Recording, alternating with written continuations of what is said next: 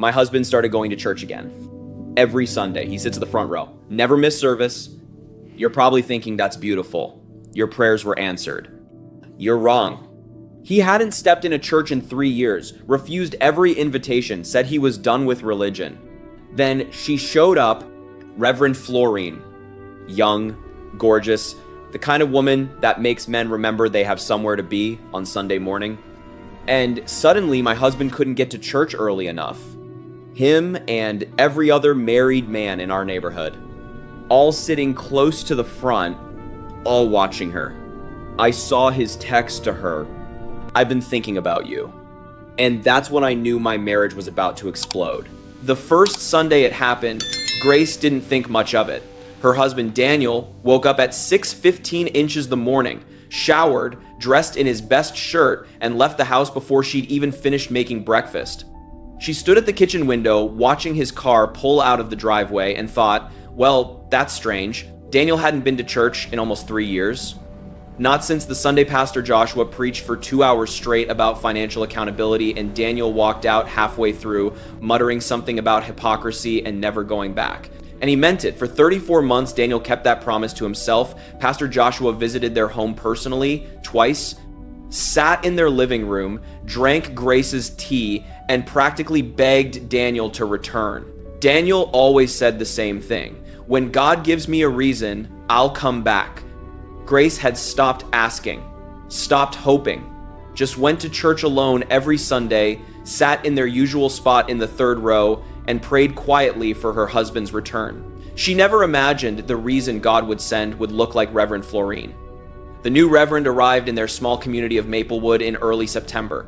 Nobody knew much about her at first, just that she was young, that she'd come from a church in Atlanta, and that she had a way of speaking that made people stop whatever they were doing and listen. Grace met her on the first Sunday of September, shook her hand after the service, looked into her eyes, and felt something she couldn't quite name.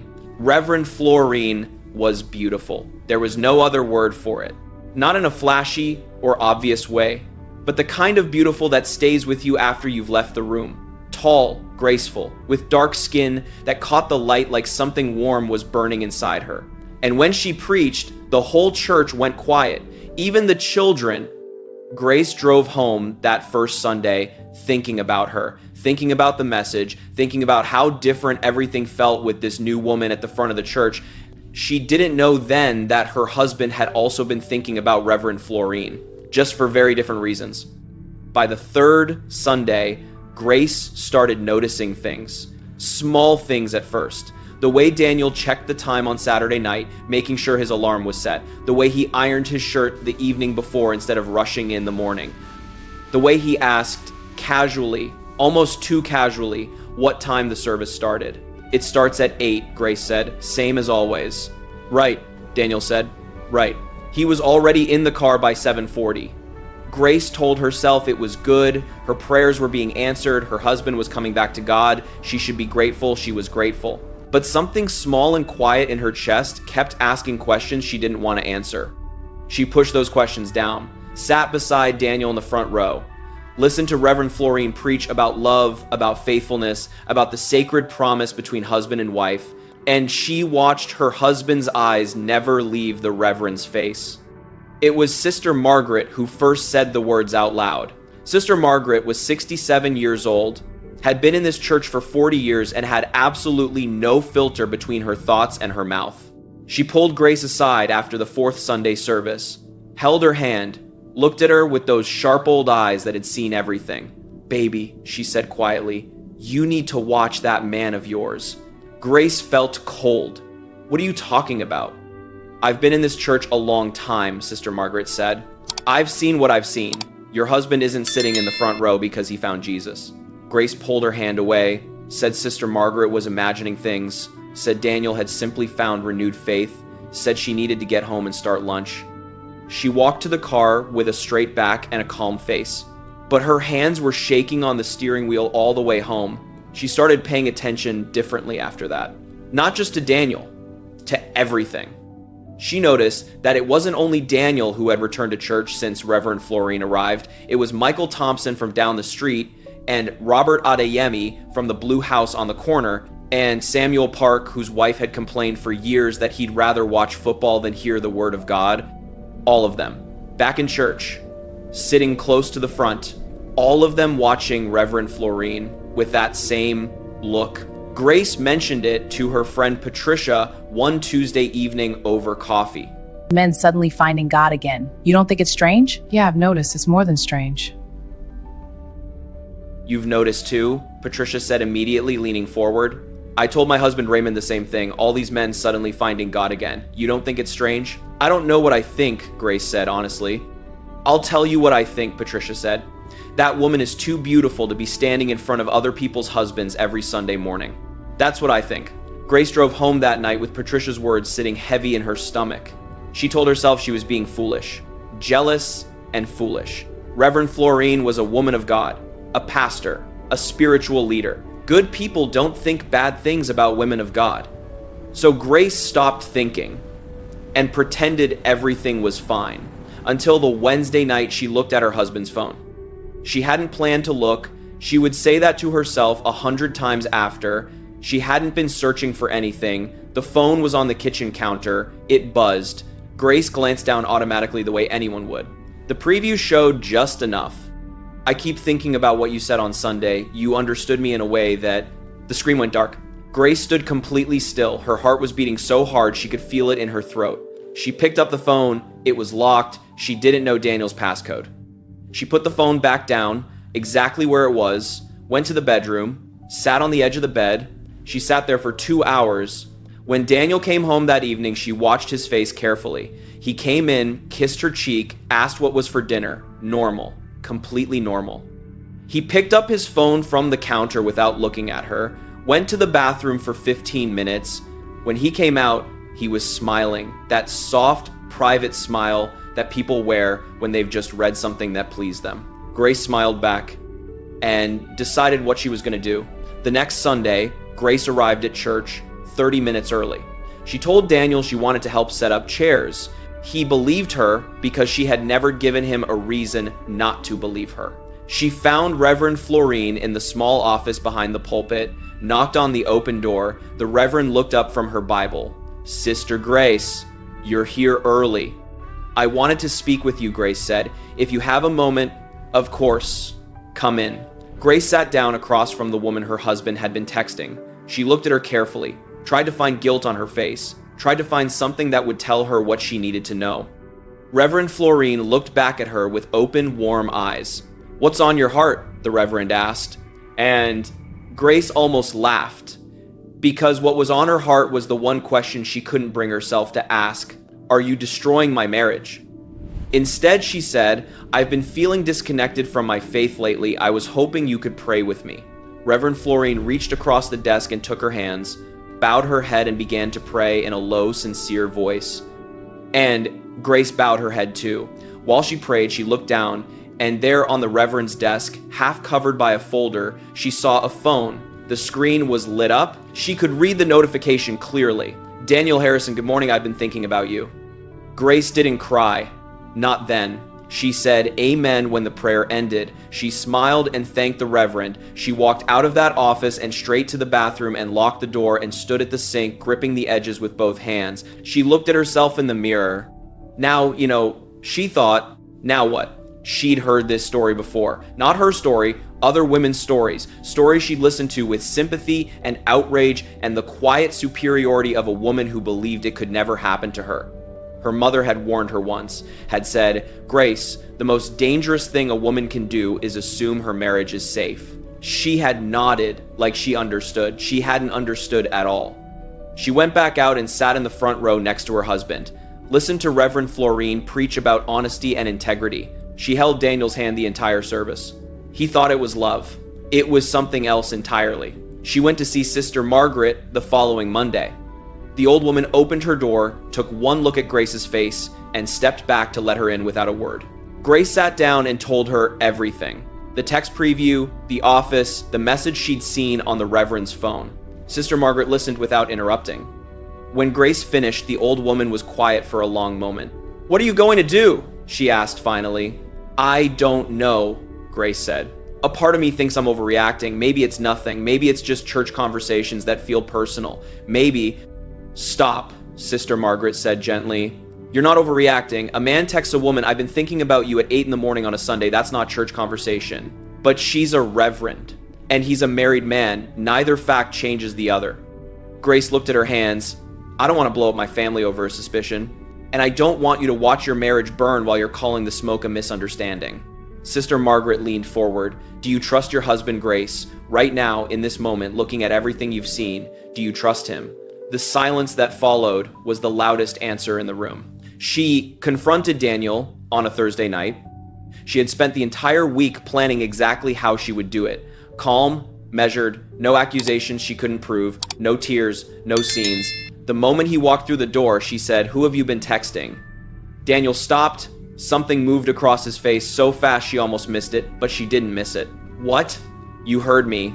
He put down his bag, looked at her with that expression men wear when they're calculating how much you know. I text a lot of people for work, Grace. You're going to have to be more specific. Reverend Florine, Grace said. Be specific enough? A longer pause this time. She's my pastor, Daniel said. People text their pastors. Do they text their pastors, good morning, I've been thinking about you at 8 a.m. on a Sunday? His jaw tightened. You went through my phone. Your phone was on the counter. I saw a preview. I didn't need to go through anything. So you saw one message, one line, and you built a whole case around it. Did I? They stared at each other across the kitchen. 13 years of marriage compressed into the space between them. Nothing is happening, Grace, Daniel said. His voice was even.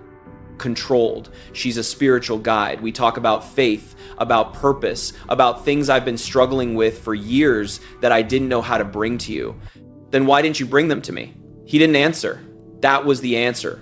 The weeks that followed were the hardest of Grace's life. Not because things got worse, but because everything stayed exactly the same on the surface. Daniel kept going to church, kept sitting in the front row, kept coming home on time, eating dinner, watching television, sleeping beside her every night. And Grace kept going too, kept sitting beside him, kept smiling at Reverend Florine's messages about love and faithfulness. She was watching now, watching both of them, looking for the thing they were hiding in plain sight. She saw it one Sunday in November. It wasn't dramatic. That was the thing about real life. It was never as dramatic as you imagined. It was just a look. After the service, when people were milling around talking and laughing, Grace watched from across the room as Daniel approached Reverend Florine. They shook hands, normal enough, but as Daniel turned to walk away, the Reverend looked after him. And in that look was everything. Not a smile, not a wave, just a long, quiet, unguarded moment where the Reverend's face held an expression that no Reverend should wear while watching a married man walk away. Grace had seen that expression before. She'd worn it herself. 15 years ago, when Daniel Harrison first walked into a room, and she knew, just knew, that her life was about to change. She knew it was time to stop watching and start doing. She didn't go to the church board. She didn't tell her friends. She didn't call a lawyer or pack a bag or do any of the dramatic things women in movies do when they discover their husband is falling for someone else. Instead, Grace made a decision that surprised even herself. She asked Reverend Florine to lunch. Just the two of them, a quiet restaurant, a Tuesday afternoon. The Reverend agreed without hesitation, which either meant she was innocent or she was very confident. They sat across from each other with menus and water and the specific politeness of two women who both know something the other hasn't yet said. Grace asked about her background, her calling, what brought her to Maplewood. Reverend Florine answered openly. Grew up in Atlanta, lost her mother young, found faith at 17, spent 8 years serving in different churches before coming here. Grace listened to every word, watched her face, measured her eyes. Can I ask you something personal? Grace said finally. Of course. My husband, Grace said carefully. Daniel. He's changed a lot since you arrived. More committed, more present, more. She paused. More interested in church than he's been in years. I want to know what you said to him that made such a difference. Reverend Florine, Grace said. And she looked her directly in the eyes. I need you to tell me honestly, as a woman, as a person of faith, Is there something between you and my husband that I should know about? The longest silence of Grace's life followed.